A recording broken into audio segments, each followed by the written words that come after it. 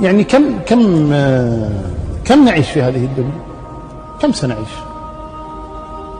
50 60 70 80؟ كم سنعيش في هذه الدنيا؟ وكم سنعيش في البرزخ؟ وكم سنعيش في الآخرة؟ العاقل يقدرها صح، هذا العاقل يقدرها صح. يعني الآن بالنسبة لي أعطيكم مثال،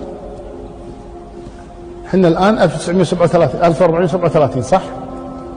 عثمان بن عفان استشهد سنة 36 من الهجرة، يعني آخر 35. طيب في ذي الحجة، يعني الآن كم صار له في قبره؟ 1400 سنة. 1400 سنة بحياة البرزخ. الآن إلى متى سيستمر في قبره؟ الله أعلم. بعد 1000 سنة 2000 سنة الله أعلم متى تكون الساعة. هذه الحياة 1400 أو 2000 أو 2000 وشيء، ألا تستحق أن يعمل لها الإنسان حتى يسعد فيها؟ وكم هذه الحياة التي نعيشها؟ 50 60 70 سنة؟ ماذا؟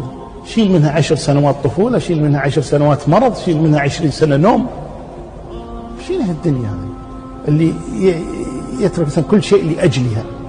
ثم تعال حياة الآخرة، الحياة الأبدية السرمدية الدائمة التي ليس بعدها موت، سواء كان في الجنة أو في النار. صلى الله يجعلنا وإياكم من أهل الجنة.